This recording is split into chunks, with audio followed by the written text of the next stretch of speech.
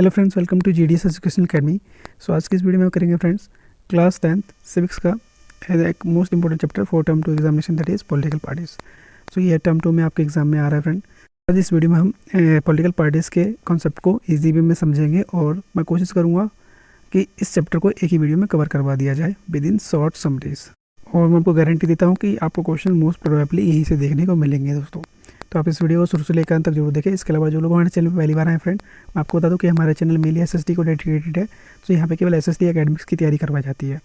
इससे पहले मैंने हिस्ट्री का द नेशनलिज्म इन इंडिया के ऑलमोस्ट सारे टॉपिक कवर करवा दिए हैं, जिसकी प्लेलिस्ट बनी होगी दोस्तों क्लास 10 टर्म 2 के नाम से। तो आप प्लेलिस्ट में जाकर चेकआउट कर सकते हैं, अदरवाइज मैं आपको लिंक डिस्क्रिप्शन बुक में दे दूँगा।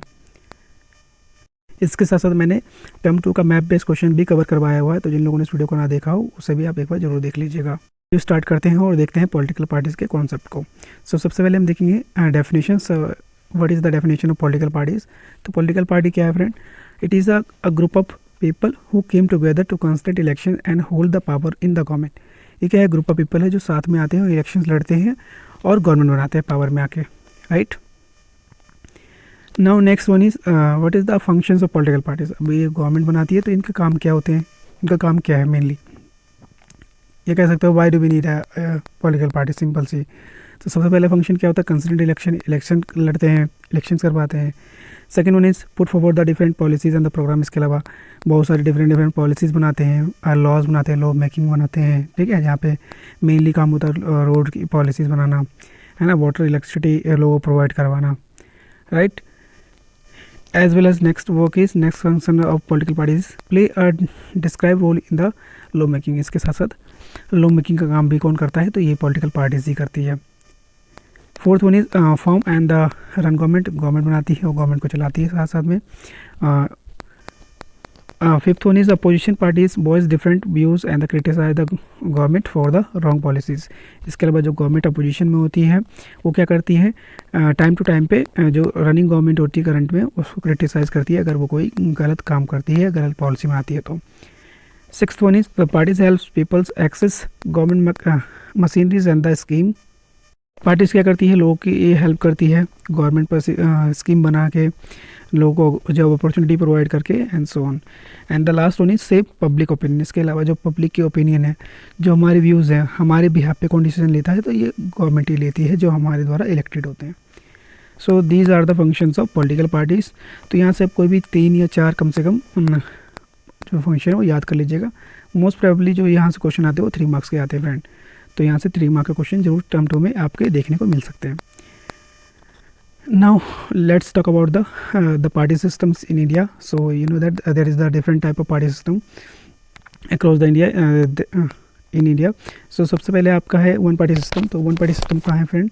The one party system means control and run the governments by one government. जहाँ पे केवल क्या हो? एक ही गवर्नमेंट है, एक ही पॉलिटिकल पार्टी है। सिंपल सी बात है, where is a only single party. Like example China. तो मेनली यहाँ का जब होता है प्रोग्रेस होता है, कैसे होता है फ्रेंड? आपको पता है अगर एक ही पार्टी है तो डिसीजन मेकिंग क्या होगी? बहुत जल्दी होगी, क्विक डिसीजन मेकिंग होगा। अगर कॉन्स्टिट्यूशन की बात करें तो कैसा होता है? मेनली ये डिक्टेटरशिप होता है। It remarkable for to dictatorship, और it works against the democracy, और डेमोक्रेसी के अगेंस्ट में वर्क करती हैं। तो आपका वन पार्टी सिस्टम। नेक्स्ट है आपका two party system. Two party system mean simple है, only 2 main parties have serious chance of winning. तो यहाँ पे केवल 2 ही पार्टी होगी। लाइक आपका एग्जांपल देख सकते हो यूएसए में एंड यूके में, यहाँ पे 2 पार्टी ही है ओनली। तो अगर प्रोग्रेस की बात करें तो ये ज़्यादा स्टेबल दिखता है आपको, क्योंकि 2 ही पार्टी है, तो फर्स्ट पार्टी जीतेगी या सेकंड पार्टी। और यहाँ पे जो माइनॉरिटीज़ है मे बी वो क्या हो जाए? लेफ्ट हैंड हो जाए, यहाँ से हट जाए। And next multi party system की बात करें तो मल्टी पार्टी सिस्टम मीन्स क्या है? Where is the more than 2 party. So several parties complete for the power and at least all of them have responsible to chance of forming the government। जहाँ पे क्या हो? बहुत सारी parties हो और सभी पावर में आने के चांसेस क्या हो दोस्तों? बराबर हो। लाइक इंडिया पता है आपको मल्टी पार्टी सिस्टम है। तो जो इंडिया क्या बनाती है? Fair choice and democratic country बनाती है। और जो कॉन्स्टिट्यूशन यहाँ का क्या है? पॉलिटिकल इंस्टेबिलिटी है, यानी स्टेबल नहीं है गवर्नमेंट, क्योंकि आपको पता है हर 5 साल में दूसरी गवर्नमेंट बन सकती है। सो ये था आपका टाइप ऑफ पॉलिटिकल सिस्टम या type of party system. So I hope आपको क्लियर हो गया होगा।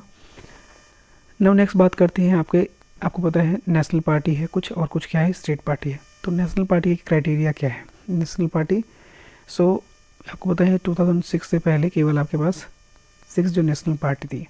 अभी नेशनल पार्टी बनने के लिए क्राइटेरिया क्या होना चाहिए? तो सबसे पहले क्राइटेरिया है 6% vote of the total voters in the Lok Sabha elections और असेंबली इलेक्शंस ऑफ 4 सीट्स, कि कम से कम क्या होनी चाहिए 6% वोट मिलनी चाहिए, वो भी 4 अलग अलग असेंबली इलेक्शंस यानी लोकसभा के इलेक्शंस में, और 4 अलग अलग स्टेट से वो होनी चाहिए 6% vote, and at least 4 seats in the Lok Sabha, कम से कम लोकसभा में 4 सीट हो। इसके साथ साथ ऑफिस होना चाहिए, परमानेंट सिंबल होना चाहिए इनका। तो ये क्राइटेरिया है नेशनल पार्टी का। तो अगर ये क्राइटेरिया फुलफिल करते हैं तो इसे क्या बोला जाता है? Recognised party. और टिल 2006 कितनी पार्टी थी? टोटल 6 थी, बट अभी कितनी है? टोटल 8 पार्टीज है। तो आप मुझे कमेंट बॉक्स में लिख के बताएंगे कि टोटल पार्टी कौन कौन सी है। तो फ्रेंड ना बात करते हैं रीजनल पार्टी की यानी स्टेट पार्टी की। तो स्टेट पार्टी बनने के लिए कंडीशन क्या है? 6% of the votes of the total votes in the elections of a state legislative assembly. तो वहाँ पे लोकसभा में 6% वोट चाहिए था, यहाँ पे स्टेट है इसलिए स्टेट असेंबली की चाहिए 6% vote, and at least 2 seats in the state legislative assembly. तो कम से कम 2 सीट इसको कहाँ चाहिए? SLA में। तो ये क्या कहलाएगी? आपकी रीजनल पार्टी कहलाएगी। तो ये मोस्ट इंपॉर्टेंट टॉपिक है, यहाँ से आपको डिफरेंस देखने को जरूर मिल सकता है फ्रेंड, तो आप इसे भी जरूर करके जाइएगा 3 नंबर में। नाउ बात करते हैं आपका challenges faced by the political party की, कौन कौन से चैलेंजेस जो पॉलिटिकल पार्टीज फेस करती है। सबसे पहला है आपका lack of internal democracy, power lies with the few leaders and at top. यानी क्या है? पॉलिटिकल पार्टीज जो होती है कि जो पावर होती है वो कभी कभार कुछ लोगों के हाथ में ही रह जाती है। सेकेंड है top positions of the parties are control by one family, यानी वंशानुक्रम चल जाता है। आपको पता है डायनेमिक सक्सेशन होता है कि जैसे राहुल गांधी इंदिरा गांधी से बिलोंग करते गांधी परिवार से, तो वो भी चाहते हैं कि राहुल गांधी क्या PM बने। थर्ड है आपका parties nominating a candidate who can raise the lot of money. तीसरा चैलेंज ये है कि पार्टी अगर नॉमिनेट कैंडिडेट उसी को खड़ा करती है जिसके पास क्या हो ज़्यादा पैसे हो, है ना, या फिर क्रिमिनल केसेस से हो। जैसे कि अभी रिसेंटली आपको पता है यूपी के में जो इलेक्शन में खड़े हो रहे हैं, तो मोस्ट प्रोबेबली जो नेता है ऑलमोस्ट क्रिमिनल केसेस से बिलोंग कर रहे हैं, जैसे कि न्यूज़ में दिखाया जा रहा है। तो ये चैलेंज है आपका। Last one is party do not have offer the meaningful choice to the voter. अब जब पार्टी के पास कोई ऑप्शन ही नहीं होंगे, है ना, तो कोई ऑप्शन से नहीं दिखेगा, हमें क्या होगा? मजबूरी में किसी न किसी को वोट तो देना पड़ेगा। So there is very less ideological differences between them. तो आप आइडियोलॉजिकल डिफरेंसेस को पता नहीं लगा सकते कौन अच्छा है कौन बुरा है अगर आपके पास चॉइस ही नहीं होगा तो। So these are the challenges of political parties. ना बात करते हैं कि इसे कैसे ठीक किया जाता है। तो so step taken to reform the political parties. तो कैसे ठीक कर सकते हो? सबसे पहले constitution prevent the MP MLAs फॉर द changing party because many representatives were including in defections to be become ministers or for cash rewards. No, now it they do so do this they are lost their seat. तो सबसे पहले तो इनकी सीटें क्या करनी चाहिए दोस्तों? फिक्स कर देनी चाहिए, क्योंकि MP या MLA जो होते हैं वो पार्टीज़ को चेंज करते रहते हैं। अगर उनको लगता है कि भाई इस पार्टी में हारने वाले तो दूसरे में चले जाते हैं। सो इससे भी लोगों को बचाना चाहिए। सेकेंड है आपका supreme court passed an order that the candidates contesting for election must file an affidavit giving the details of the prosperity and the criminal cases। इसके साथ साथ है सुप्रीम कोर्ट ने ऑर्डर दिया कि अगर कोई भी इलेक्शन लड़ना चाहता है तो सबसे पहले अपनी डिटेल वो कहाँ सबमिट कराएगा? इलेक्शन कमीशन को सबमिट करवाएगा। नेक्स्ट है आपका election commission has passed an order to making its compulsory for the parties to hold their organisational elections and file income tax return.